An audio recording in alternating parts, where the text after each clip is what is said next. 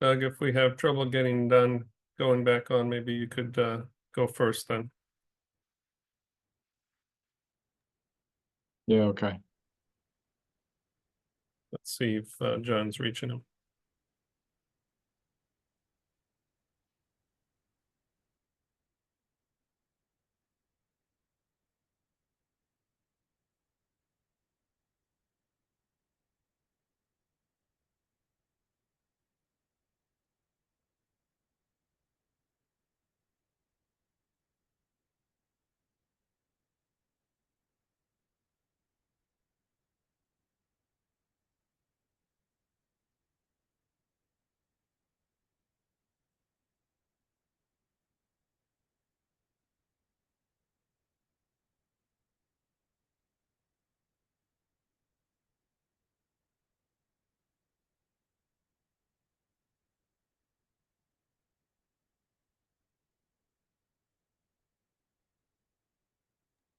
So Peter, yeah, I think you might have to let Don back in. He may have been permanently removed.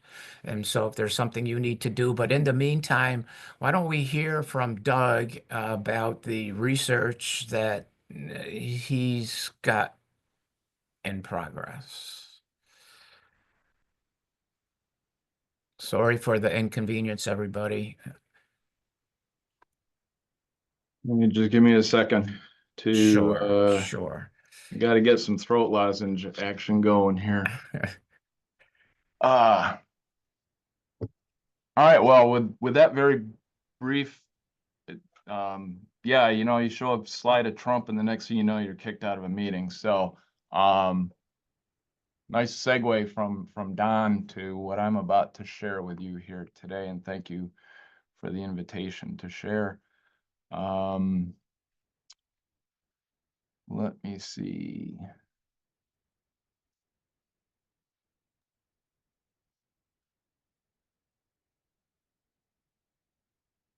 Slides going.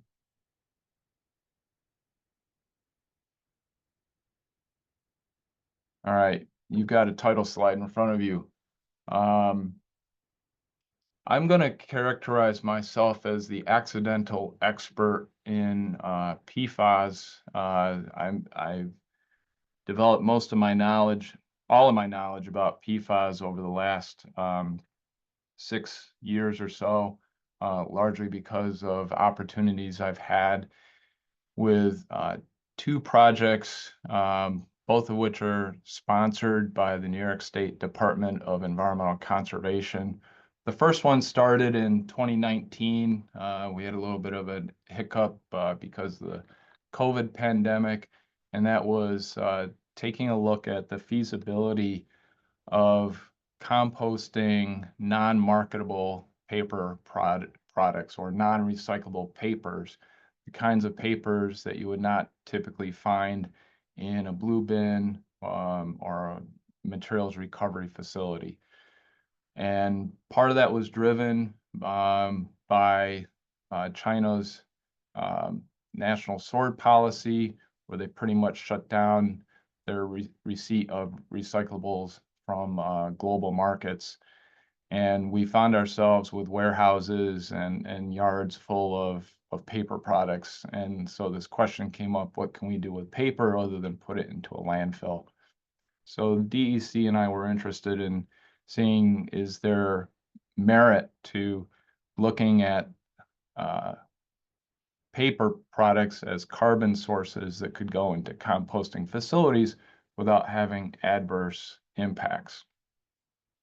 After we talk about that a little bit, then I'll talk about the other ongoing research project looking at PFAS in water resource recovery facilities or wastewater treatment plants, as many of you know the name, and then we'll have time for Q&A afterwards.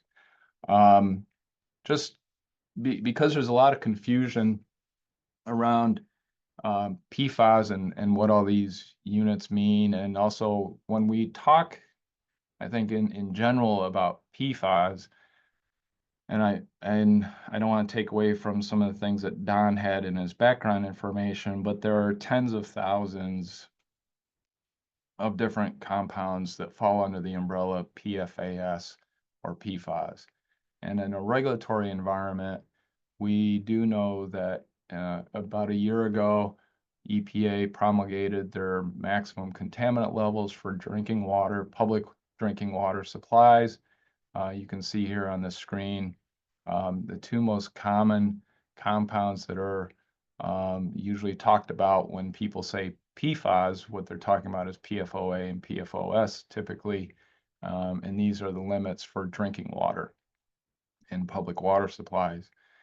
I'll point out perfluorohexane sulfonic acid and perfluoro non-ionoic acid, all of which are tongue twisters, which is why we use a lot of abbreviations such as PFNA and PFHXS.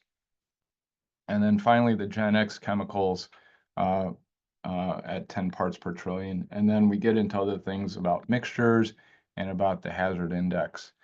So I just want to put that as part of the context for I think to answer Don's question is, what are they and how are they getting into my blood? These are just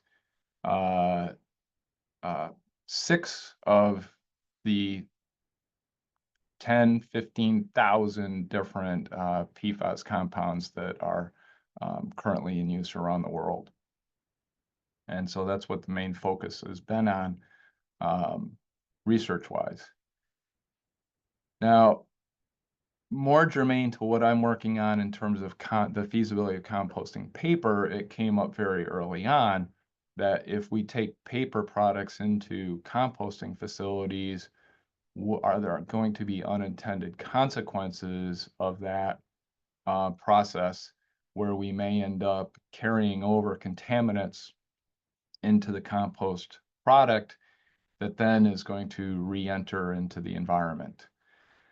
And in my rather lengthy history in environmental engineering, this reminds me of the days when we were dealing with, in particular, heavy metals, toxic metals that you would find in sewage sludge or biosolids. And so again, germane to what I'm working on in terms of compost is that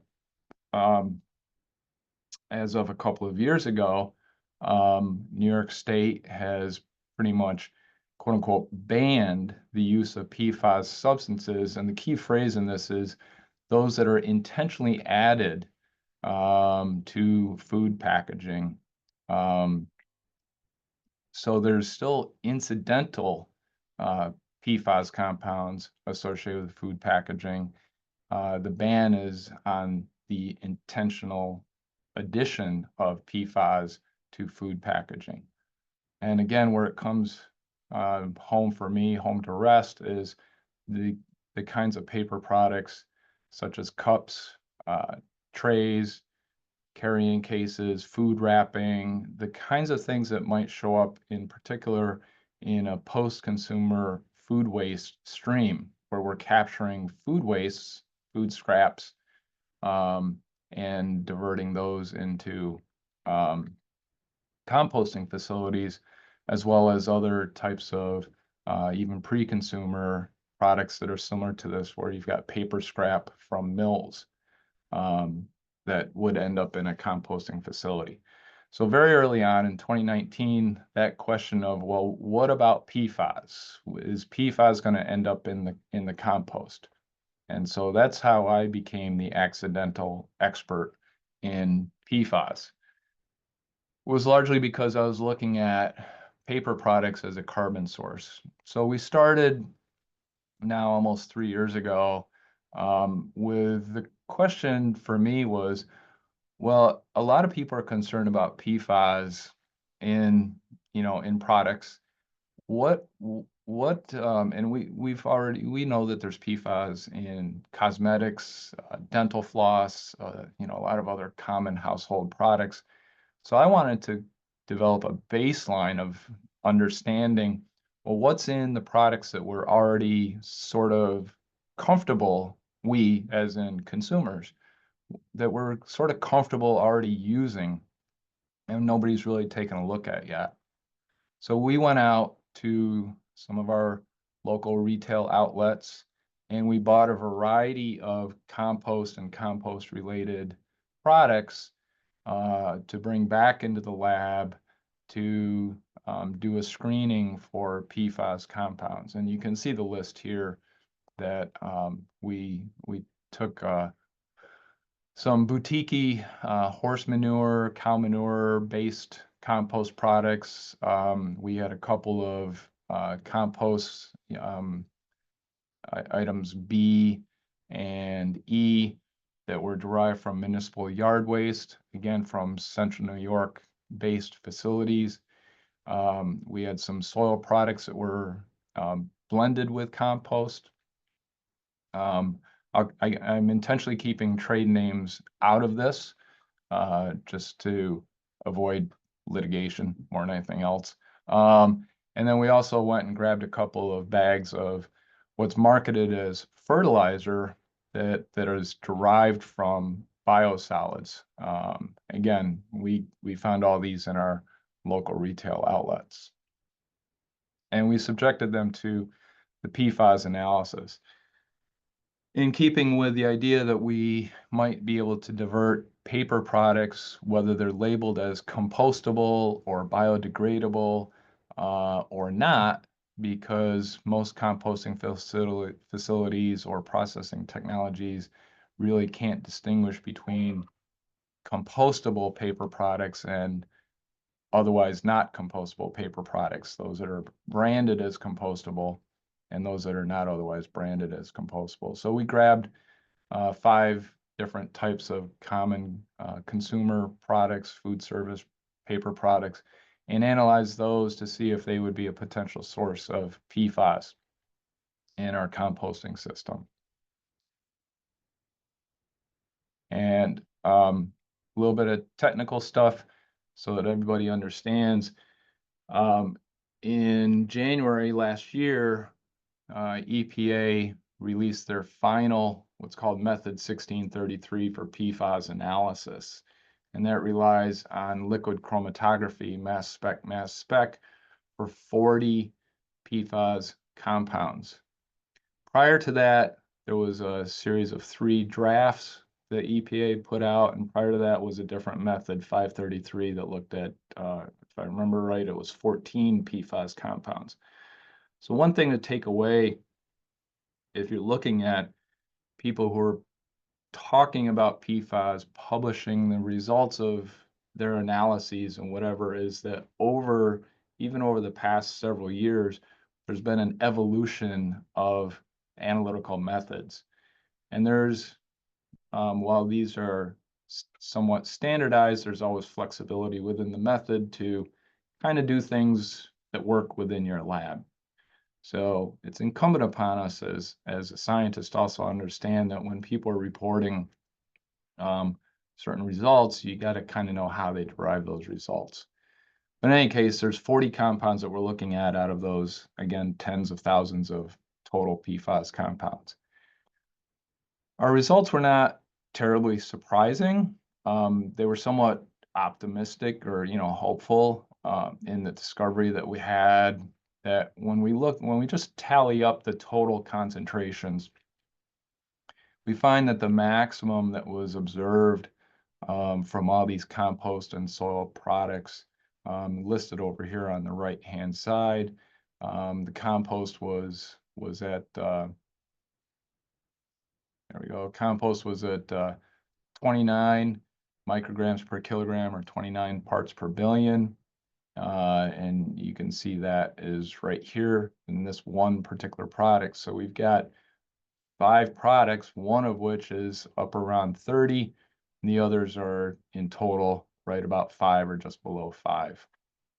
And the same with the soil products, is that their concentrations are about total concentrations of the 12 that we analyzed at that time, averaging somewhere around 2 to 3 parts per billion. The fertilizer product made from the biosolids, again, as expected, were a bit higher. One of the 2 is here, greater than 30, 32.6, and the others down here about 10. I will just make the observation, and we can talk about this later, is that when we consider what we use compost for and what we use fertilizer for, there's some very similar value in the nutrients. But I did a quick back of the envelope analysis what we want to start thinking about is the mass loading rate to the environment. And if we index these fertilizer numbers based on their nitrogen, guaranteed nitrogen analysis, guaranteed phosphorus and potassium analysis, and we compare that to compost, we actually need about 1/20th of the amount of fertilizer to achieve the same nutrient value that we would have in compost. So quick and dirty numbers is if you're using 1/20th the amount of fertilizer to achieve your nutrient demand, then your mass loading of these PFAS compounds is going to be at or below the same mass loading as what you'd get from compost. Just a few more busy charts to take a look at. But again, one thing that we did notice when we broke it down by the 12 compounds is that the PFHXA in our municipal yard waste was right about 20 parts per billion for that one particular product. And this was the only, of all the compost products, this was the only product that was made with municipal yard waste and food scraps. So food scraps were not used in the other compost products as far as we could tell. So again, we might start drawing a line between paper that comes in the food scraps and maybe some of these compounds that we're seeing at relatively elevated concentrations within our compost products. And again, we see within the fertilizers, PFOS and PFHXA are the two most prevalent in terms of their concentrations. When we took a look at the food service paper products, we also noticed that, again, parts per billion, most of them are below 6. The paper plate, this was the non-compostable paper plate, was right about 6 in terms of total. And the green bar here in the middle of these two takeout and plate bars represents a concentration of PFHXA, perfluorohexanoic acid. And we kind of sort of started to take 2 points of information that we've got PFHXA in plates, takeout containers, bakery tissue, and then PFHXS in pastry boxes and cups. So different materials for different purposes, different paper products for different purposes. But the line we started to draw was if we're seeing elevated, relatively elevated concentrations of perfluorohexanoic acid in our food service paper products, and we're seeing them in municipal yard waste made with food scraps, post-consumer food scraps that contains paper products, you got 2 points you could draw a line. I'm being careful not to draw the line, but there's certainly an inference here that it's possible that the source of PFAS in this particular compost product is from the paper products contained within the post-consumer food waste. So that's pretty much the conclusions there that we came up with. But the other takeaway from this is that, as Don would have said if he had started, is that we're finding PFAS compounds everywhere all the time. And we're finding them even in those products that most people are comfortable pulling off the shelf and using in their potting soils, in their flower pots, or in their gardens. So that to me was part of the baseline for getting involved in the next part of the research that I'll talk about, which is characterizing PFAS in wastewater biosolids. And this is municipal wastewater, not industrial wastewater. And again, this is sponsored by New York State DEC, working with the folks in the Division of Materials Management. And our role in this, our role at ESF in this project is that the DEC is going to sample influent, effluent, and biosolids at about 88 wastewater treatment plants in New York State. Those 88 were identified based on the fact that they are generating wastewater sludges that are destined for land application and or composting. So either direct land application or land application following composting. And that's the focus of this study. After DEC samples, they send us the coolers full of the samples. We analyze them, and then we are going to be undertaking our statistical analysis. And what we're looking at, what I'm curious about, and other people have found in other states, is that there are some relationships, potential relationships, that might explain what we're observing in terms of influent concentrations and concentrations in biosolids.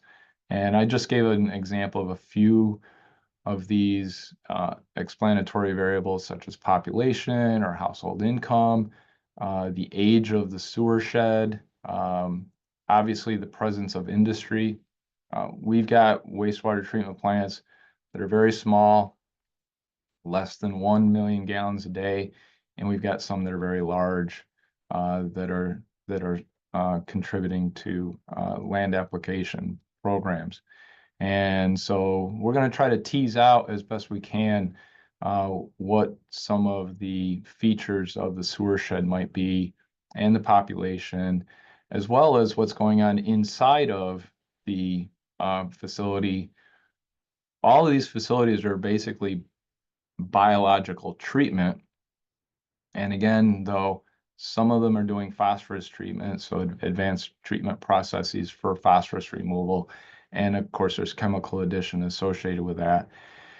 So the question might be, does an individual unit treatment process within the facility influence what we're observing, particularly on the effluent side of the treatment plant?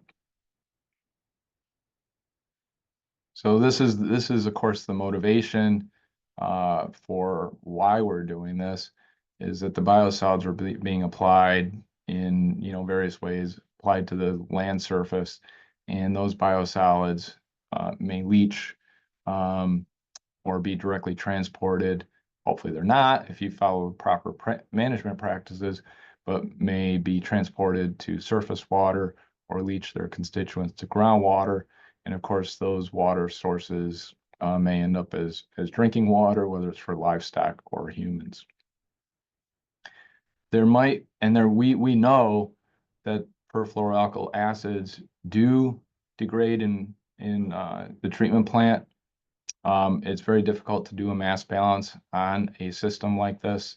There's plenty of research that's already been done that pretty much shows that if you're just screening for the 40 particular compounds identified in method 1633, there may be compounds showing up in your effluent that are not even detected in your influent. And a lot of this is due to what they call precursors, where you're which you're not necessarily measuring for in your influent, but through the aerobic degradation process inside of the treatment plant are forming into some of your target compounds. I think Don was going to be talking about, so I don't necessarily have to explain, but it does come down to Don is able to join. He's joined by phone, so when you're ready, Doug, Okay. you can turn it over to him. All right, almost there. So the long chain that is typically greater than 6-7 carbons in that chain, preferentially partitioned to the solid organic phase, but we can also find some of those short chain like PFHXA present in the biosolids. And of course, there's just a lot of different bioaccumulation factors, which if you want to know more about, I'll get to the slide here in just a second. Just FYI, a couple of years ago, DEC put out what they call DMM7, an interim strategy for the control of PFAS compounds, to give some guidance to wastewater treatment plants who have been in a quandary for several years at this point. Like, what should we be doing? Are there going to be regulations? What's our responsibility? And so based on some research done in other states, by other states and by university researchers, DEC put out this interim strategy for the two compounds, PFOS and PFOA, that pretty much indicated, again, from those other studies, that if either one of these compounds was at less than 20 parts per billion in your biosolids, at the moment, you don't need to take any action.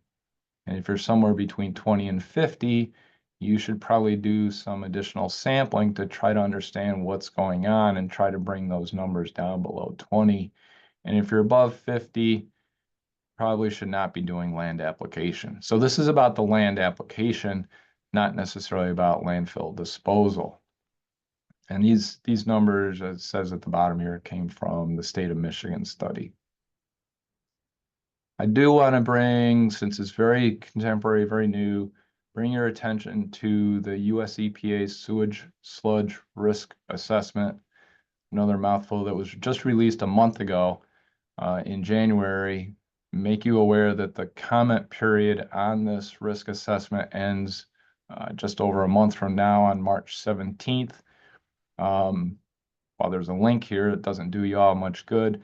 But if you want to take a look at the risk assessment for sewage sludge for PFOA and PFOS, just two of those thousands of compounds, you just do a quick Google search for the risk assessment, EPA risk assessment, and you'll find a pretty lengthy document to take a look at.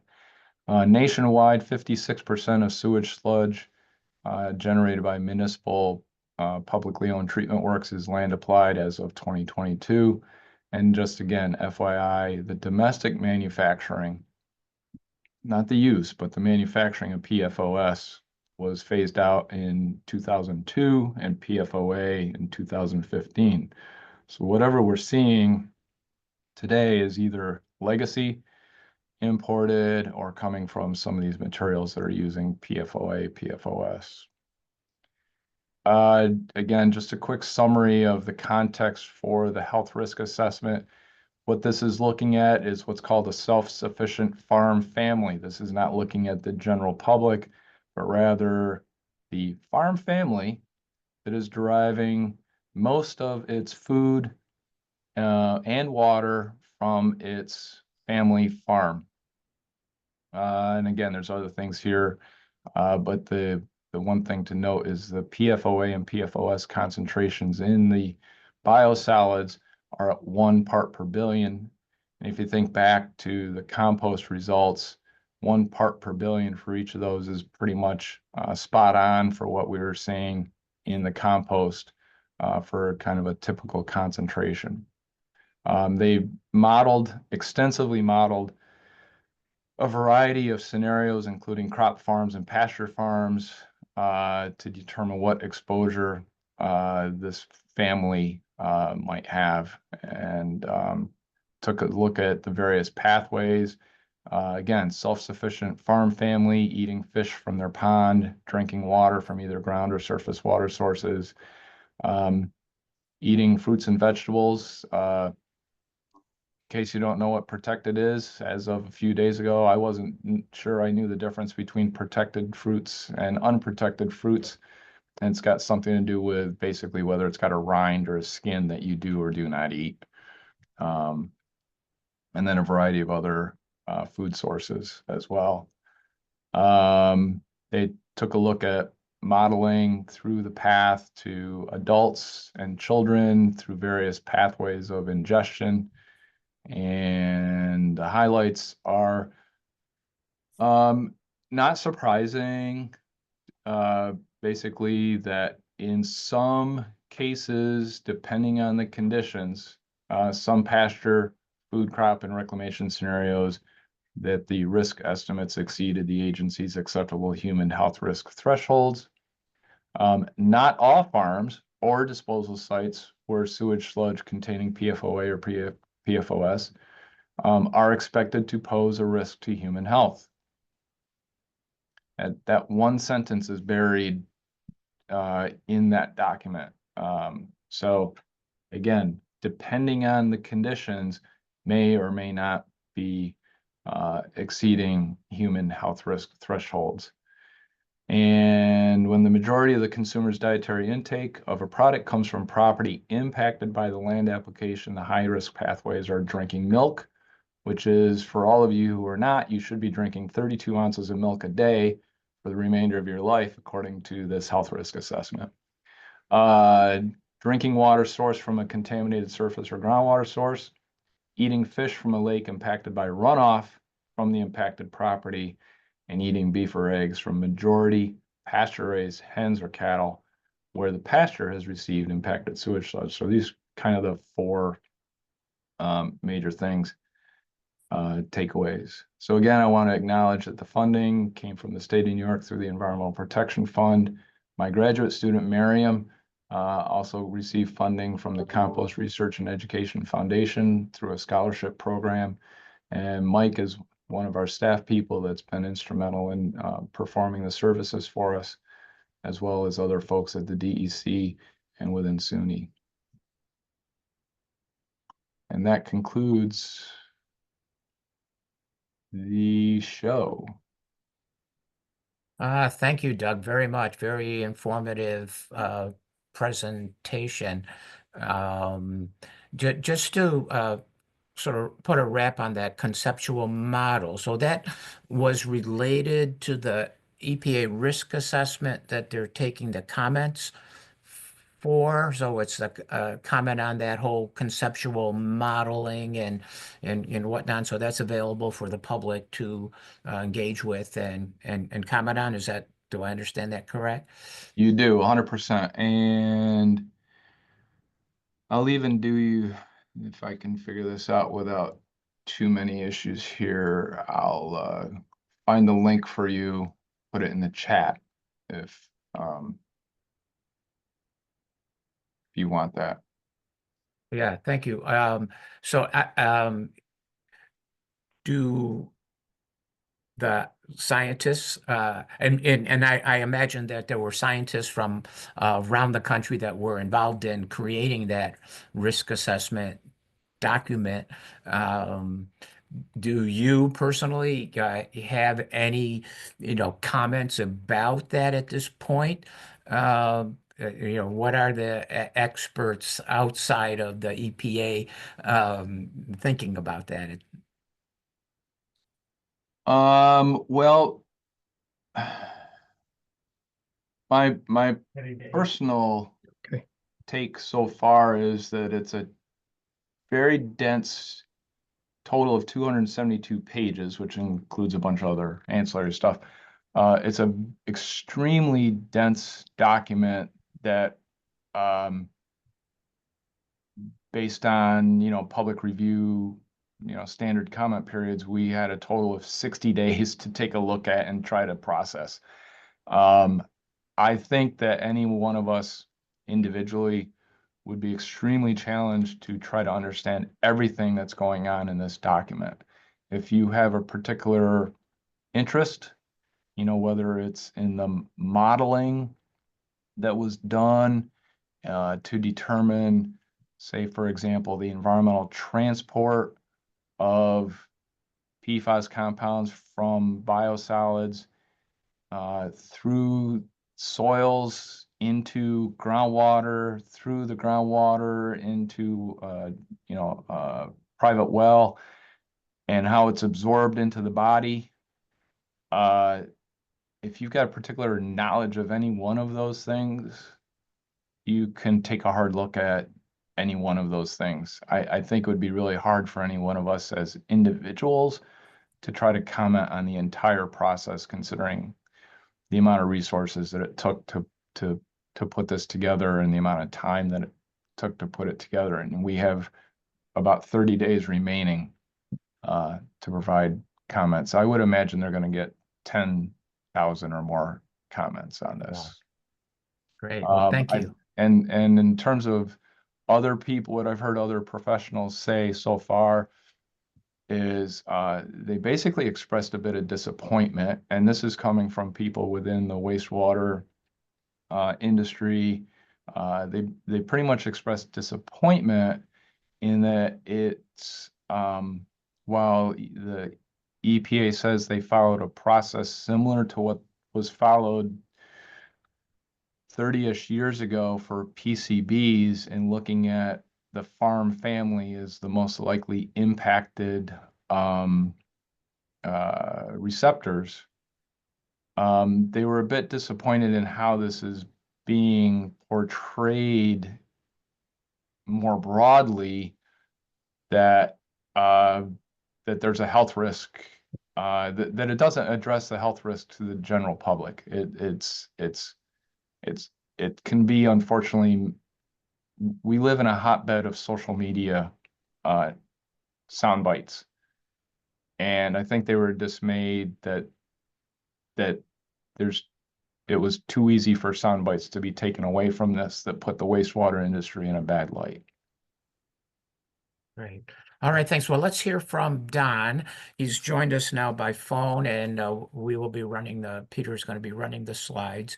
We are a little bit behind schedule, so maybe, Don, you could think about the time that you were planning and maybe cut that. We would like to have a little more engaged with the audience here and discussion when you complete. So, Don, go ahead.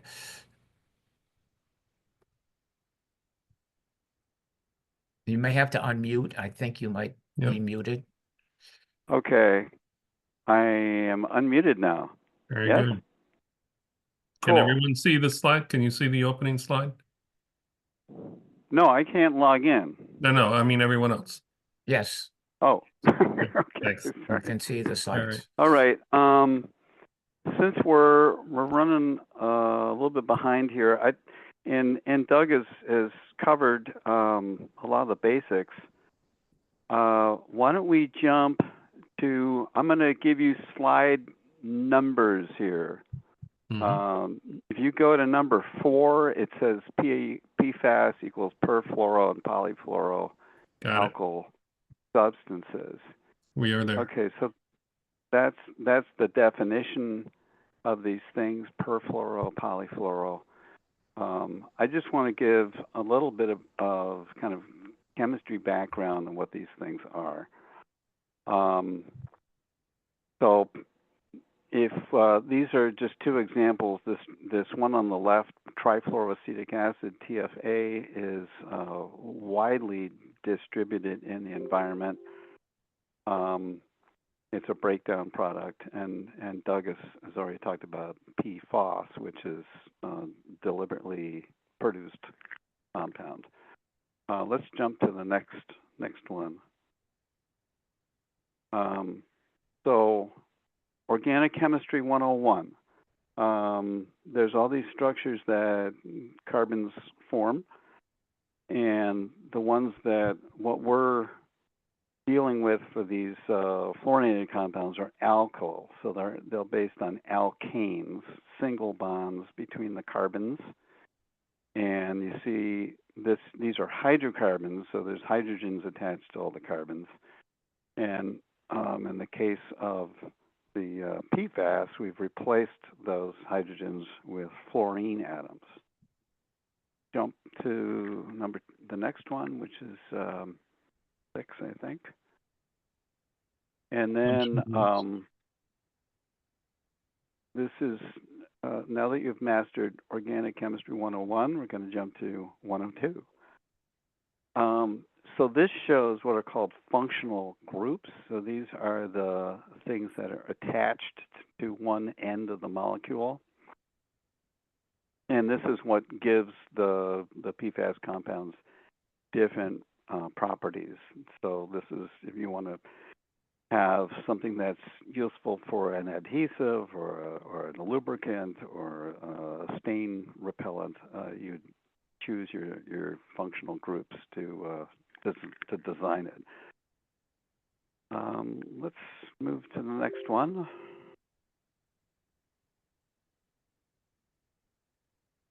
So Okay. this is, so you got perfluoro on the left and polyfluoro on the right. So in the perfluoro compounds, the carbon chain, that alkyl chain, is completely fluorinated. And then it's got attached to one end on the right there some kind of functional group. The sulfonates and the carboxylates are the two most popular flavors that have been manufactured. And then on the right, we have what's called polyfluoro. And in that case, we have a perfluorinated chain, and then there's some carbon atoms which don't have fluorines on them. And there's more variety in terms of functional groups that are attached to them. A lot of these things are called telomeres. And lots of varieties. And these things, this whole universe of PFAS is many thousands of compounds. Let's jump to the next. Mm-hmm. So one of the characteristics of the fluorinated compounds is that they have this carbon-fluorine bond, which is very strong. It is not the strongest bond, as I've seen written in many places, but it is one of the reasons that these things are so difficult to break down. Next. Mm-hmm. And here, just give you just a flavor for some of the variety of these compounds with their formulas on the left and their easy to pronounce names on the right. So those are what's called IUPAC names that spell out in words that are more Greek than anything what is the structure of the compound. We needn't belabor this. Okay. So next, so just to wrap this all up, hundreds of, actually, it's more like thousands of PFAS compounds have been manufactured. And this all started back in the 1940s. Actually started with the Manhattan Project. And there's something like 4,000 of compounds that are actually listed in the chemical abstracts. They are all resistant to degradation, and they all have this fluorinated chain and then something attached to it. And you can see, like I say, it's the fluorinated chain that makes it stick to interfaces. So interface between, say, your fabric and the air, between the air and the water, between the solid edge of the surface of a solid particle. It sticks to that. The sulfonate group in this example makes it soluble in water. So that's what differentiates PFAS from, say, more traditional persistent organic compounds, things like PCBs and dieldrin and DDT. They are not soluble in water, but PFAS is. Next. And so this is a wonderful slide. I got this from Ian Ross from CDM Smith, who gave a talk to the local Air and Waste Management Association. And this shows how these polyfluorinated compounds get broken down. And Doug talked about this in the treatment, the wastewater treatment process. What happens is the right-hand part of the molecule, the non-fluorinated part, gets chopped off in the biological process, and you are left with a perfluorinated terminal product. And he likens this to a stone arrowhead that simply does not break down, connected to the wooden shaft. The wooden shaft is rotted away, and you're left with these perfluorinated compounds which do not break down at all. Next. So, how many PFAS are there? Well, it depends on who you ask. 4,000 listed in the chemical abstracts. Some people say 12,000, some people say 15,000, maybe a million. The problem, of course, from a regulatory point of view is how do you manage this? How do you monitor it? How do you measure it? And I think I've got a little pop-up thing that comes in. How do you measure all these compounds? Yes. Yes. So there's two ways to get your hands around the whole sum of all these PFAS. One is a thing called TOPS, which is total oxidizable precursors, which is a chemical method where it transforms the PFAS, this gigantic universe of PFAS, into a smaller, much smaller number of compounds. It lops off that wooden arrow, the shaft in Ross's analogy, and you're just left with the perfluorinated compounds, which it's a lot easier, a lot less variety to measure. So that's one approach. The other is simply something called total organic fluorine, where you convert everything into a fluoride ion and you just measure that. And that gives you a total. The problem with this is that you have lost the identity of the original compound. So if you're interested in doing a risk assessment and trying to identify toxicities associated with specific compounds, you've lost that. But the big advantage is that it quantifies all the PFAS, and in many cases, what you measure with the method that Doug was talking about, 1633, it measures 40 compounds. Well, there's a bazillion others that you haven't captured with that analysis. Next, these are some of the major properties of PFAS. Talked about persistence. They are soluble, so they're mobile. They stick to particles, the surfaces, interfaces. They do accumulate biologically, and they can biomagnify, which means like mercury, they can increase in compound going up the food chain. They accumulate in us via renal absorption, and it's retained in our bodies for years. For some reasons, rats and other mammals are able to get rid of PFAS much more quickly, like in days. Don't ask me why. And these things are extremely toxic, part per trillion levels. Next. All right, so why are we using these things? Well, here's, just jump to the next one, desirable characteristics. They're very useful stain repellents. They've been used a lot in firefighting. They're used to manufacture semiconductors. They're used in lubricants. I don't have listed here, but adhesives is another application. So lots and lots of applications that industry has found for these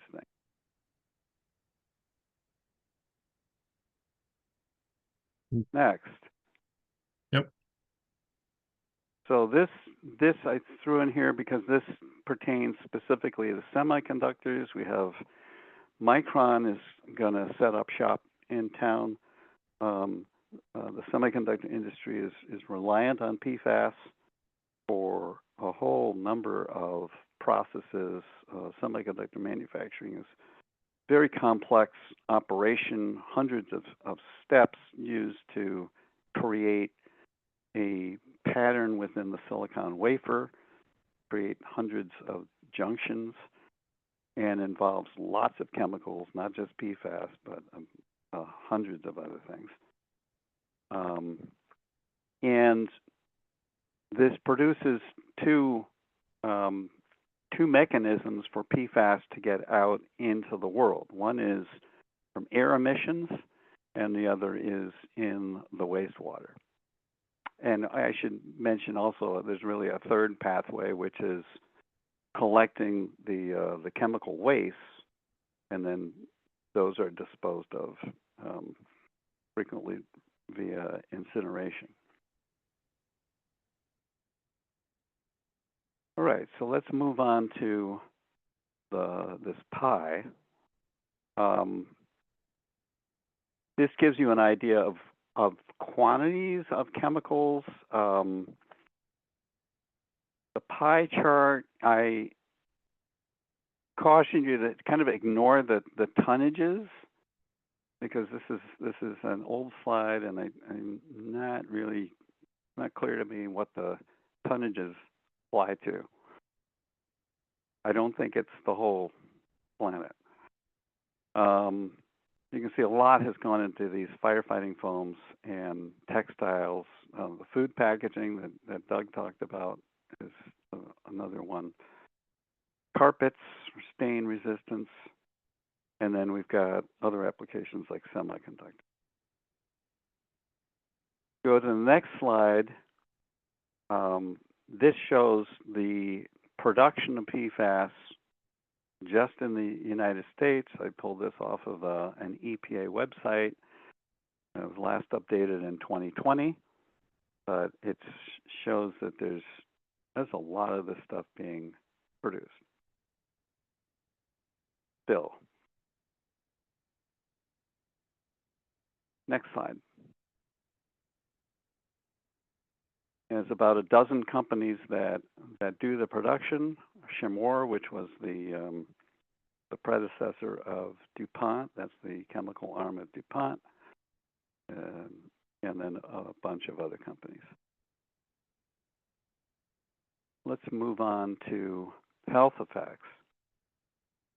So there's a number of problems, various cancers that have been linked to PFAS, kidney cancer, testicular cancer, possibly breast cancer.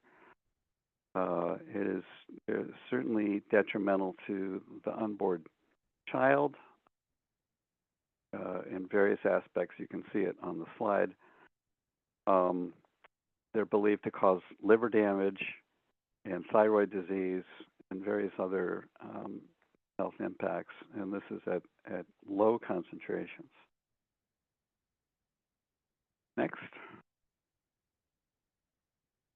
A lot of the information behind the findings of health effects came from this lawsuit, a series of lawsuits that was described in the movie Dark Waters. It was starred Mark Ruffalo, Anne Hathaway, and Tim Robbins, and it's about this lawyer that goes after DuPont, specifically a chemical plant in Parkersburg, West Virginia, and they were making perfluorooctane PFOA, which they called C8, and it led to the death of cattle at one particular farmer who was right next to their landfill, and lots of lawsuits, lots of studies. The main point of this is that it ended up with 70,000 citizens participating in a study where they donated their blood,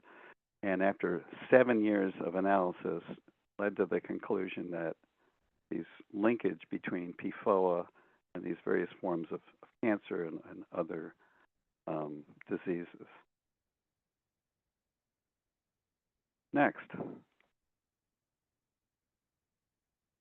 So Drinking water standards. New York State came out with some limits for just for PFOA and PFOS, 10 parts per trillion. And the federal government came out with them, but thanks to the new Trump administration, those have been rescinded. Those were going to go into effect in 2029. And we can jump to the next slide 23, which shows what were the proposed standards. Actually, they were not just proposed; they were released. So if you look at the column on the right, the maximum contaminant levels, those are the standards that were going to be enforced in 2029. PPT parts per trillion, very low concentrations. So 4 parts per trillion each for PFOA, PFOS, 10 part per trillion for those other 3, and then they come up with this thing called a hazard index, which includes those 3 compounds plus the perfluorobutanoic sulfonate, PFBS. And if you see on the right-hand side, the concentrations, current concentrations in Lake Ontario, this is based on monitoring that's done by Aqua, Onondaga County Water Authority. So it's already contaminated. Next. So we should be looking at drinking water standards here. And this is a regular scale. And what I've done here is to show the standards, those 6 compounds that was just showing the previous slide, the EPA standards, and then compare them to standards that that may be more familiar to us in the environmental field for things like vinyl chloride, TCE, and benzene. And the reason you don't see anything on the left is the standards are too low to be seen.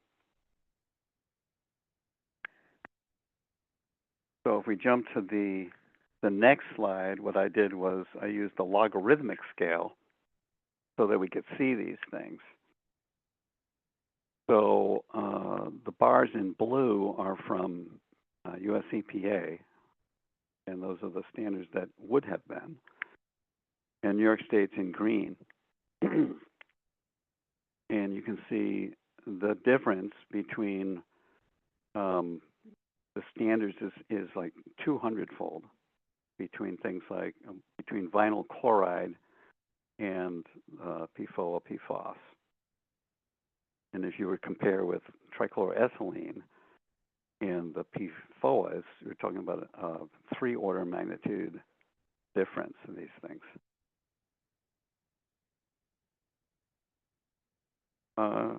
Let's move on to the next one.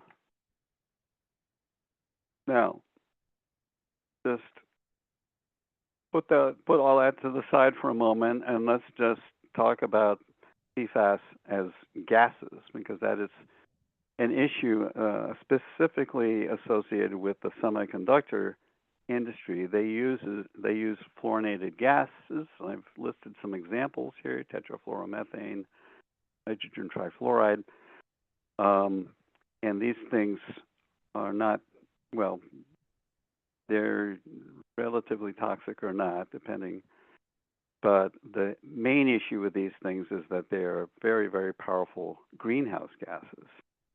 And they linger in the atmosphere for hundreds or thousands of years. The lifetime estimated for tetrafluoromethane is 50,000 years. So this is another issue associated with the semiconductor industry.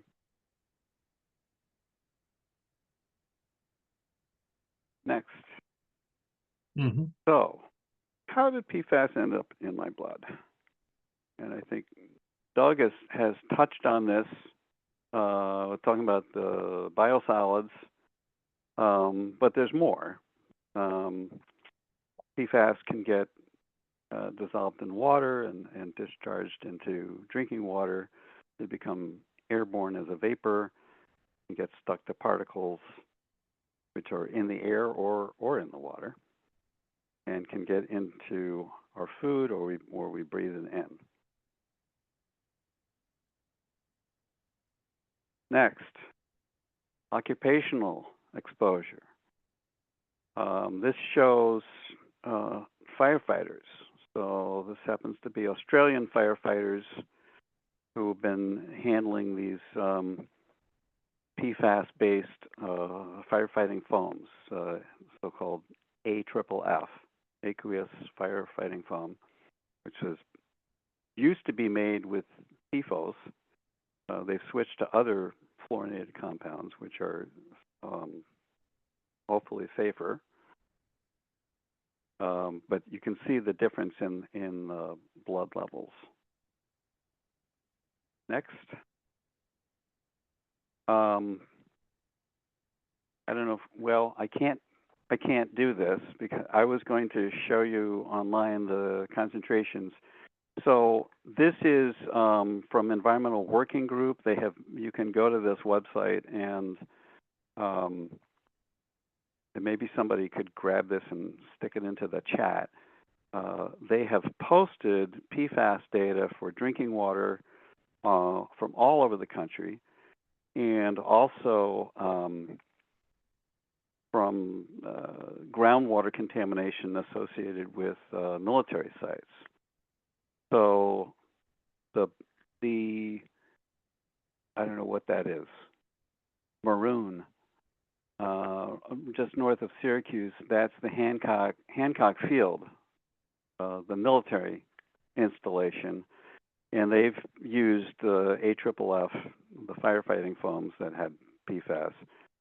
And so the groundwater there is contaminated. I think the levels were on the order of 20 to 30,000 parts per trillion. So thousands of times above the drinking water standards. Over in Rome, that's Griffiths Air Force Base, the former Griffiths, and that had similar levels in it. Let's move on. I put the link Release. in the chat for anyone who would like it. Great. So elevated temperatures. So two ways shown here are if you have a fire and you're spraying this PFAS-based firefighting foam onto it, it gets mobilized into the air. And also the incineration is a method that is commonly used to destroy PFAS. Unfortunately, it is not completely effective. I've seen 90%, I've seen higher numbers, but none of this is completely effective. And what happens when you incinerate PFAS is you form new varieties of PFAS. So things actually, you can have 2 4-carbon chains that come together, and then you form an 8-carbon chain based on the 2 getting merged. Also, you produce hydrogen fluoride, which is a nasty gas. Next. So, as I mentioned before, there's all these uses of PFAS, furniture, floor coverings, all these things that are to make it stain resistant, water repellent, oil resistant. It can end up contaminating dust. It can go into wastewater. Same thing with clothing and other fabrics. Aerosol spray cans have been used for all these other kinds of applications. So, and Doug mentioned food packaging, paper products. So all this stuff, all these PFAS can end up getting turned into dust particles. It can get rinsed and contaminate wastewater, end up in the sludge, and it can get mobilized into the air. And of course, these things, especially things like household dust, is ingested, especially by children. Next. And then we're literally putting PFAS on our bodies through all these kinds of avenues. Next. Doug talked a lot about the sewage sludge, so I'm going to skip this. This is some results I had of PFAS in sewage sludge. The Sierra Club Atlantic chapter put out a report, and this shows levels that were tested at a number of facilities in New York State. Waterville had the highest levels. And this gives you an idea. Doug was talking about 50 micrograms per kilogram as a trigger level. And that was based on just the two compounds, PFOS and PFOA. And so these folks in Waterville should not be, according to those guidelines, should not be land applying their sludge. I don't know if they do or not. Manchester Shortsville looks like they've got 50 parts of the PFOS as well. Don, allow me to break in here for a second. I just want to give you an alert that we're at about 1:15, 1:16. Okay. There may be some questions that people would like to engage in with you. So I would say if you could finish. Yep, we'll do that, John. I think I'm 3 slides away from the end. Okay, got 30 seconds. Okay, let's jump to the next. Yeah. That's Trump. You can skip him. All right, so this I do want to hit on this, and that's the fact that most environmental regulatory programs are not paying attention or have not incorporated PFAS into the regulations. Not the Clean Water Act, not the Clean Air Act. The land application of sludge is really not regulated for PFAS whatsoever. They look at pathogens, and that's kind of it. Well, heavy metals too. And just recently, EPA designated PFAS and PFOA as hazardous substances under RCRA and under Superfund. But obviously there's many others. So I will end it there. Great, thank you very much. And people, if you do have questions, either raise your hand. I think we should end the share, so perhaps we could see your hand raise. What's the prognosis, Don or Doug, in terms of eliminating this health risk that seems to be pretty pervasive today? What is the prognosis? Well, there's been movement at the state level to limit or even or to phase out the use of PFAS for products that are considered where the application is not essential. So semiconductors would be considered an essential use of PFAS. However, do we need to use PFAS as in firefighting foams? No, there's alternatives. Do we need to be spraying this stuff on our clothing and our carpets? No, we don't. So it's a matter, but of course, this is a political issue. It's a matter of simply having enough political force to make this happen. there's movement over in the EU to phase out PFAS. There's pushback from the chemical industry, but hopefully that's going to happen. How strong I is the should health yeah, effects? How strong is yeah. the health effects sort of data and research to link disease to these compounds? I would think that if the data is strong, it should be a no-brainer to say that we need to do something about this. Yeah, I'm not a toxicologist, but I can't imagine that. I mean, from that study that was conducted in West Virginia, where you have people, not rats, not lab rats, or you have actual people submitting their blood and then looking at over a period of 7 years their health effects, cancers, and all these other kinds of things. Man, that to me that sounds like strong evidence. And that in addition to that, you have people that are testing the effects of PFAS using cellular mechanisms and actual animal research. There's lots of research that's been done. Again, I'm not an expert, but I think that the evidence is strong.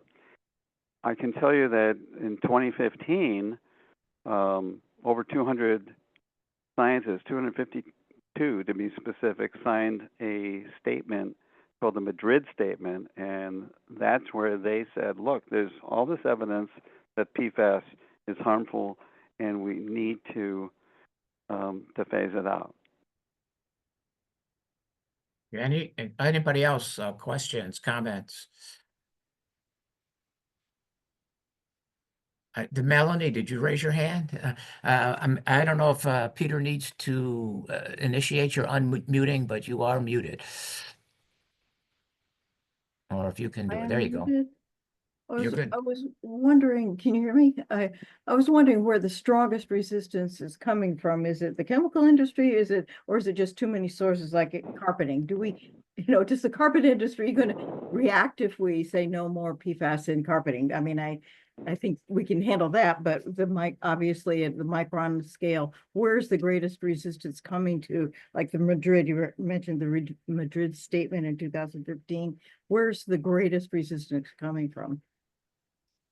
Oh, it's coming from the manufacturers because they're making money off of this stuff. The chemical right? industry, is that, or is that different?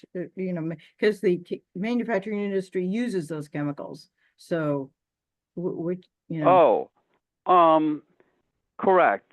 So the semiconductor industry, for example, is saying that we absolutely need to have PFAS because it's incorporated into our whole manufacturing photolithography process.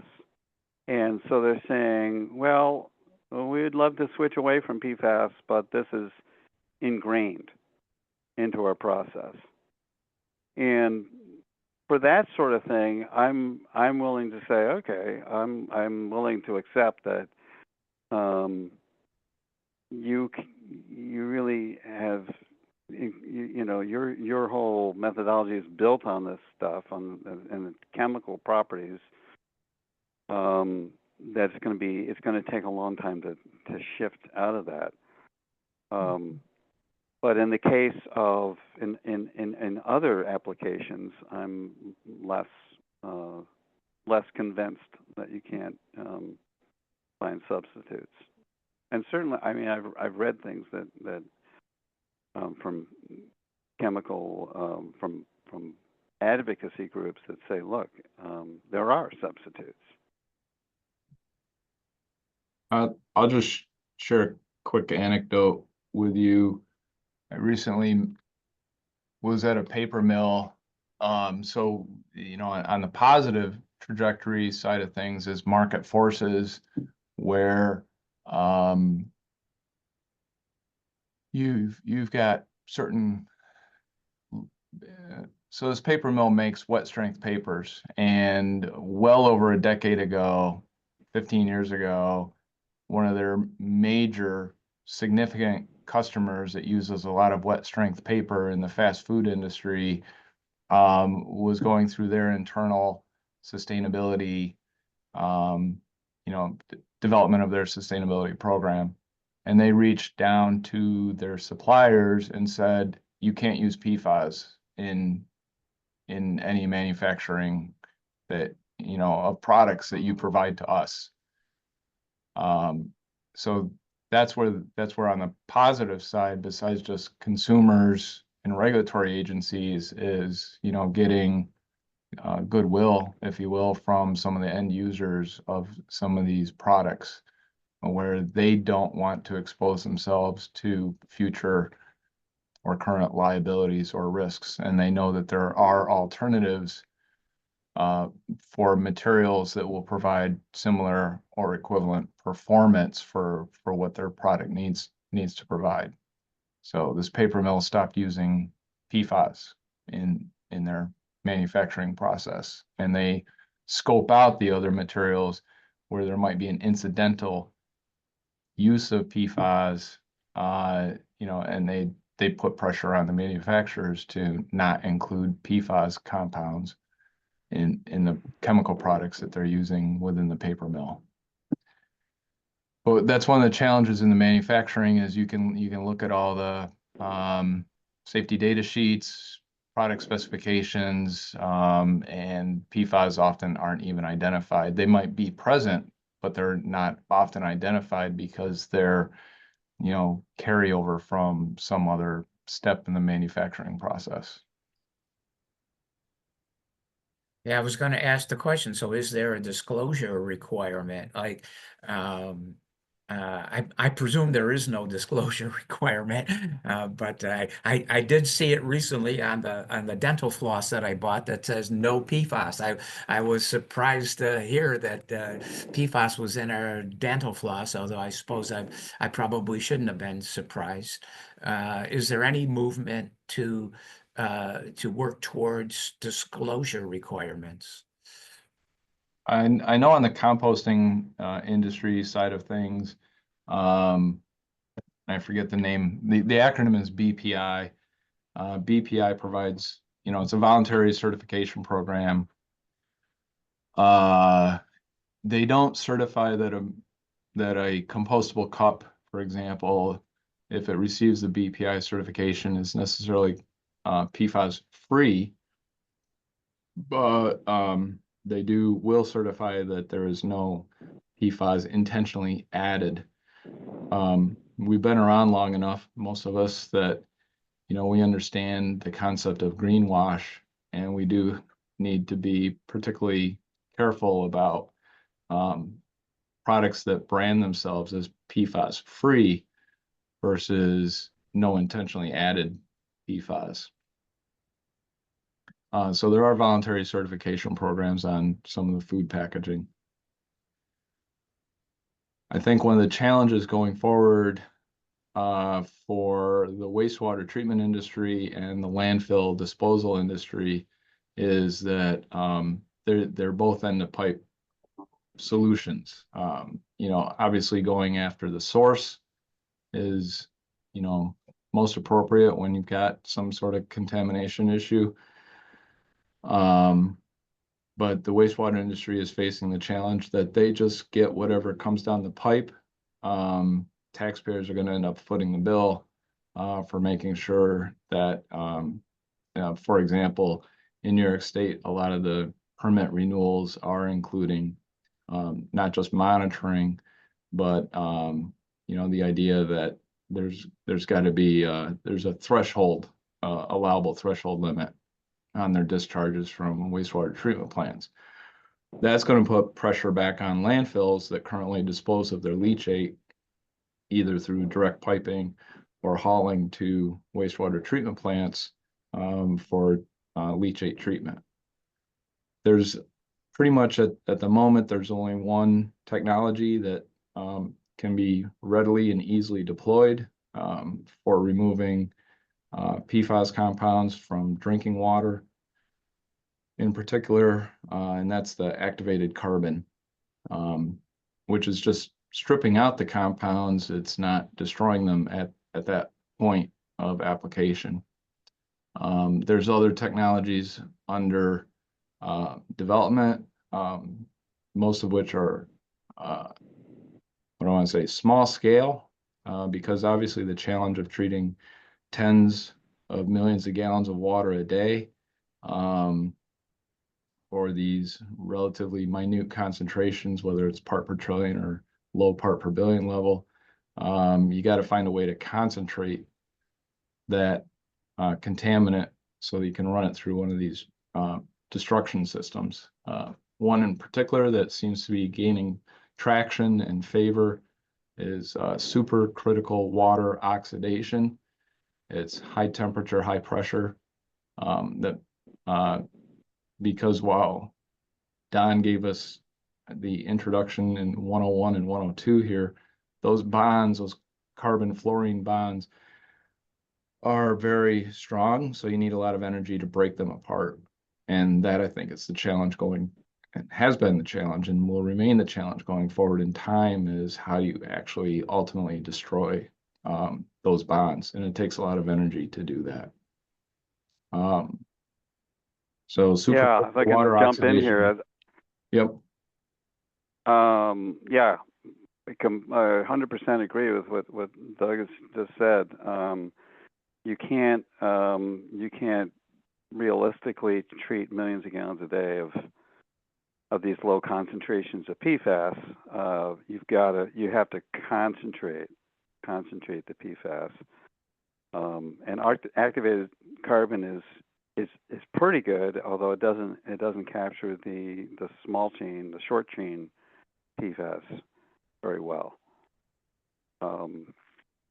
And there are, but you can get a lot of the longer chain, which are the more toxic compounds.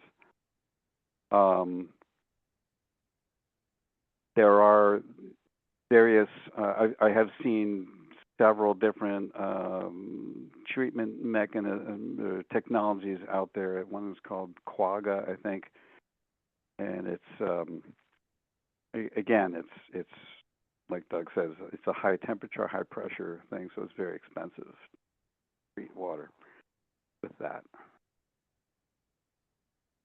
Okay, we've reached the end of our allotted time. It's been a wonderfully informative presentation.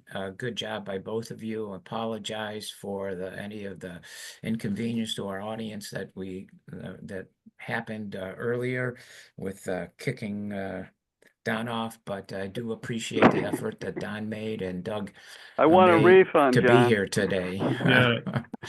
My apologies. We had, as some of you know, we had a security breach a few sessions ago, and it occurred when we had a duplicate of the speaker. We had a duplicate show up here, and I thought I was simply reporting the duplicate, and it apparently kicked the original Don off. So we'll see if we can find a solution without having this problem in the future. I think Don recovered nicely. You did. You did a great job, Don. Thank you. Thanks everybody for coming out today. Remember, if you're looking for something to do and want to help with any of the issues that we talk about at Greenback Lunches, by all means, reach out to Greening USA. We'd love to have your support and assistance as we go forward with our programs. See you next month. We don't know what we're presenting next month yet, but if you get our newsletter, you should find out, and we hope to see you at future programs. Thank you, everybody. Thanks, everyone. Good chance it might have something to do with Micron. Chance.